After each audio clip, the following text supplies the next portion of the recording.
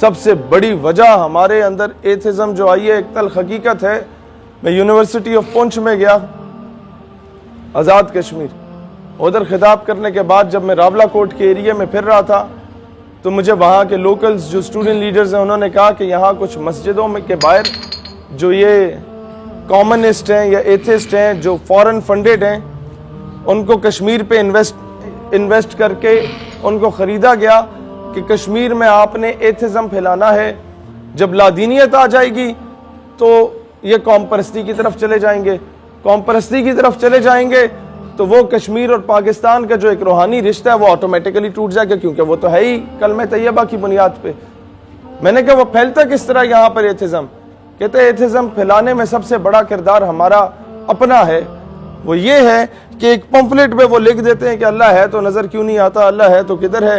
یہ 12-14 سوال لکھ کے وہ مسجد کے اندر بھی ہال ہوتا ہے اور باہر کھلا ہوا ہوتا ہے. کہتے ہیں بائک کے پیچھے جا کے وہ پھینک کے نا تو بھاگ جاتے ہیں، تو وہ ڈسپرس ہو جاتے ہیں سارے پمفلٹ. جو مقتدی میں سے کوئی یونیورسٹی کا بچہ اٹھا کے امام صاحب کے پاس لے جاتا ہے، امام صاحب کہتا ہے یہ زندیق ہے، یہ فاسق ہے، یہ فاجر ہے جس نے بھی دیے. بھائی وہ زندیق بھی ہے، فاسق بھی ہے، فاجر بھی ہے، اس کا جواب کیا ہے وہ تو عوام کو بتائیں. وہ جب عوام کو جواب نہیں ملتا تو وہ جو بچے ہوتے ہیں وہ تو ابھی نہیں پوچھتے نا بھائی. حقیقت خرافات میں کھو گئی، یہ امت روایات میں کھو گئی، ہاتھ بے زور ہیں.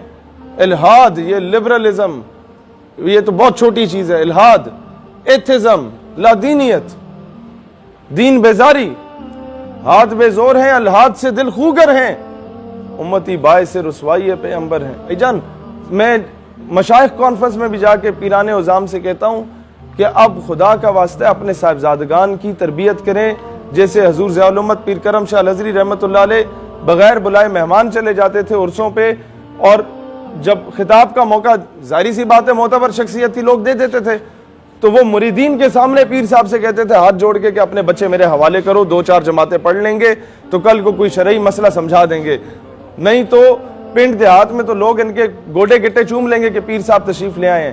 شہر میں جائیں گے، کسی یونیورسٹی کے بچے نے کوئی شرعی مسئلہ پوچھ لیا تو وہ آگے سے یہ جواب دیں گے کہ میرے دادے نے پھونک ماری تو 6 جن اڑ گئے. تو ابھی لوگ یہ چیزیں نہیں ایکسپٹ کرتے. یہی وجہ ہے کہ ہر مسخرہ جو ہے وہ اٹھ کے پیر بنا ہوا ہے. یہی وجہ ہے کہ ہر 3rd کلاس آدمی اس نے مذہب کا لبادہ اڑا ہوا ہے، اور جو لوگ حقیقی معنوں میں معذوری کی حالت میں بھی ختم نبوت پہ پہرا دیتے رہے ہیں ان لوگوں کو نظر انداز کیا گیا ہمیشہ سے. لہٰذا ہم لوگوں نے ان لوگوں کی قدر نہیں کی، ظاہری سی بات ہے. اب آگے آپ کو میں بتاؤں کہ ان ڈومینز میں کام کرنے کی ضرورت کیسے ہے.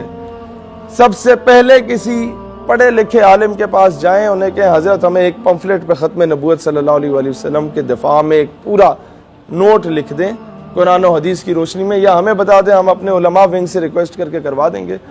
اور وہ آپ اگر وہ علماء کہتے ہیں کہ اگر آپ نے حضور علیہ السلام کی ذاتی خدمت کرنی ہے تو آپ ختم نبوت کا کام کریں. آپ منیمم جو کام کر سکتے ہیں وہ یہ کر سکتے ہیں کہ کالجز یونیورسٹیز کے باہر وہی پمفلٹ فوٹو کاپی 1000 روپے تو ہر بندہ انویسٹ کر سکتا ہے نا دین کے لیے، وہ آپ 1000 فوٹو کاپیاں کرائیں، ہر یونیورسٹی کالج کے باہر کھڑے ہو جائیں، پینٹ کوٹ پہن کے ٹائی لگا کے کھڑے ہو جائیں تاکہ انہیں آر محسوس نہ ہو کہ پتہ نہیں کون اٹھ کے آ گئے.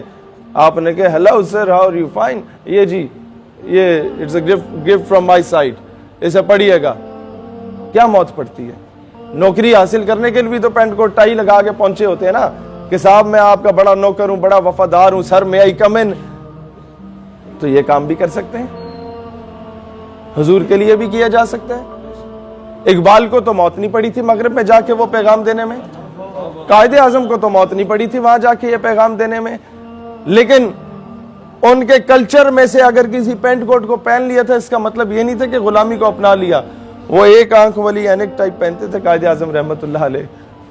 تو دوران خطاب وہ گر گئی تو انگریزوں نے ابھی شور مچانا شروع کر دیا جو سامنے بیٹھے ہوئے تھے کہ اب یہ جھکے گا اور اٹھائے گا، اور اس طریقے سے جو کبھی نہیں جھکا ہمارے سامنے اسے جھکنا پڑے گا. قائد اعظم نے جیب سے دوسری نکال کے پہن لی. یہ ہوتی ہے دور اندیشی، یہ ہوتی ہے لیڈرشپ. قائد اعظم رحمت اللہ علیہ جب اس دور میں انہیں کہا جاتا تھا نا کہ یار یہ اتنا سا پاکستان ہے, پورا اکھنڈ بھارت ہے, اس کے 2 گورنر جنرل بنا لیتے ہیں, 2 وزیر اعظم بنا لیتے ہیں, ایک نہرو ہو جائے گا, ایک آپ ہو جائے گا. تو قائد اعظم جیسی شخصیت جواب دیتی تھی کہ my lord, I didn't come here to sell my nation, میں ادھر اپنی قوم کا سودا کرنے تو نہیں آیا. انہیں پتا تھا کہ میں تو ابھی وزیر اعظم کے وزارت عظمیٰ کے منصب پہ فائز ہو جاؤں گا, لیکن میرے بعد تو لوگوں نے آپس میں ایک دوسرے کے گریبان پکڑنے, میرے بعد تو لوگ ایک دوسرے کو مسلمان تسلیم نہیں کریں گے, اور جو بنیا ہے وہ ہم سب کو مسلمان ہونے کی حیثیت سے آ کے کچل دے گا. ہوئی تو وجہ تھی کہ خواجہ قمر الدین سیالوی رحمۃ اللہ علیہ جیسی ہستیاں جو ہیں وہ قائد اعظم کے ساتھ چلی تھیں.